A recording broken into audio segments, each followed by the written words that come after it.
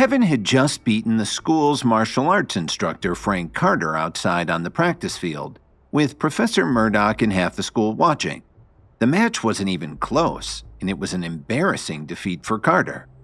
Several students who really liked Carter rushed towards Kevin. "How dare you treat our instructor like this?" one of them screamed. It was pretty impressive to everyone who was watching. They started to see that Kevin might not be so useless after all. Phoebe was also starting to see Kevin a little differently after this. "Will you admit you were wrong?" Kevin looked down at Carter and smirked. "I'll never give up." Carter stared at Kevin maliciously. "Listen to me, you." "I simply asked if you were wrong." Frank Carter felt as if his internal organs were being flattened. But how could he give in to Kevin in front of almost all the students in the school? "Just say you were wrong and I'll let you go." But he kept clenching his teeth and didn't say a word. "Honey, please stop. If you push down any harder, Mr. Carter may not be able to survive." Lily quickly ran to Kevin to persuade him to show some mercy. "I asked you if you were wrong." Kevin didn't pay attention to Lily and applied a little more pressure. Almost everyone there heard a series of loud clicks that sounded like firecrackers. Carter opened his mouth and screamed in agony. "I give in. I admit I was wrong. Please stop," he cried out desperately. "Now that we've gotten that out of the way, why don't you apologize to my wife?" Kevin ordered him calmly. I'll apologize, but can you please let me do it from down here? I don't think I can stand up." Frank Carter pleaded so quietly you could barely hear him.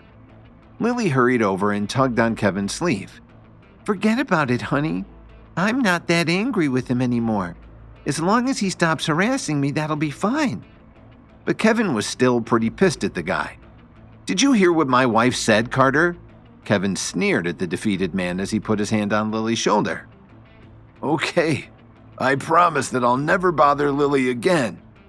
Even though Carter was trying to look compliant, you could see the venom in his eyes. Just as Kevin was about to reply, everyone heard a loud whooshing noise and a large shadow flew over them. "Is that a Bell 525? Kevin was startled for a moment as he admired the luxury helicopter that's nicknamed the Relentless. As the chopper descended, the crowd dispersed underneath it, clearing a space for it to land. A thin figure stepped out, gazing around at the enormous crowd. The man's eyes fell on Carter, who was barely recognizable in his current condition. "Who's responsible for this unauthorized gathering? Don't you know the college's rules and regulations?" He was quite old and his voice was a little hoarse. "Vice President Shepard, to what do we owe the pleasure?" Professor Murdoch stepped forward and approached him uneasily. She knew the elderly gentleman. Harley Shepard was the vice president of the Chicago branch of the School for the Healing Arts. He was also heavily involved in physical and martial development and had been an enforcer many years ago. "What are you doing here, Professor Murdoch?" Shepard said softly. "It seems to me that the school's faculty has been slacking off lately. You and Mr. Carter obviously can't control the students." "Vice President Shepard, you may have misunderstood." Professor Murdoch wanted to explain, but she didn't know how to do it. All of a sudden, Sherwin Blair stepped forward and spoke to Mr. Shepard. "Sir, I want to report to you that Kevin has been disrespectful. He beat his instructor for no reason at all and injured several students in the process." Mike also stepped up to denounce Kevin. "Vice President Shepard, as student leader, I request that you severely punish Kevin Williams. A terrible influence like him shouldn't be allowed to stay in this school." "Oh, really?" Shepard slightly turned his head to look at Kevin. "Are they talking about you?"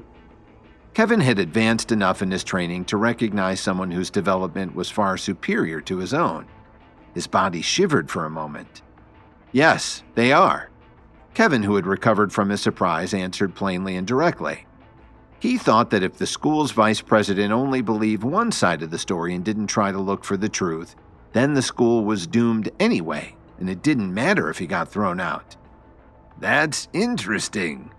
Shepard's eyes flashed a look of surprise. It's rare for someone to be so accomplished at such a young age. Don't worry, sir. I'll take care of this matter, Professor Murdoch reassured the vice president. Even though the professor had a very high rank in the Union, she still had to be very polite to Shepard. No, that won't be necessary.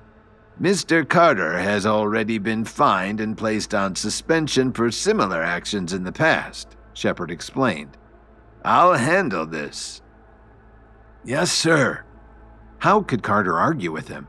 He had to bite the bullet and accept his punishment. As for you, Kevin, come with me. Shepard turned toward the faculty office building and started to head there without giving any further explanation. Kevin! Lily was worried about what would happen to him. Don't be afraid, honey. I'll go and have a chat with the vice president. Kevin patted her shoulder lovingly. Just head back to class. Wait for me in the parking lot after school and we'll go shopping together. Good idea.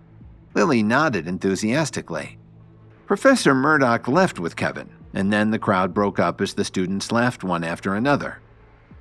Vice President Shepard's office was on the 7th floor. When Kevin and Professor Murdoch arrived, he was sitting behind his desk holding a book. Professor Murdoch, please head back to your office. I'll let you know if I need anything from you. Shepard gestured politely toward the door. Vice President. She really wanted to say something to help Kevin. What's the matter? Are you afraid that I'll bully one of your students? Shepard joked as he gave her a disarming smile. Yes, sir, as you wish. Professor Murdoch wasn't in the mood to tangle with him. She took a long look at Kevin and quickly left the office. In an instant, the room was quiet. Kevin was looking at Harley Shepard and decided that there was nothing unusual about him. He didn't look any different than any ordinary elderly man. But Kevin knew very well that someone like Harley Shepard was a lot like his mentor, the Night King. You had no idea what they were capable of just by looking at them. That was the worst kind of opponent. Are you the same Kevin Williams who was thrown out of the New York City Williams family a few years ago for colluding with outsiders and stealing family funds? And the same one who's got a reputation as the good-for-nothing son-in-law of the Jones family in Chicago? Shepard said slowly. Did you bring me here just to insult me? Kevin's expression was very serious. He didn't know why Shepard had dredged up all those lies. Don't forget that the school investigated everyone's family background before admission. That was announced on the first day of classes. Having said that, Shepard suddenly got up and took a file from his desk and handed it to Kevin. But I recently did some investigation of my own and found out some interesting things about you. Kevin opened the folder and he was stunned by what he saw.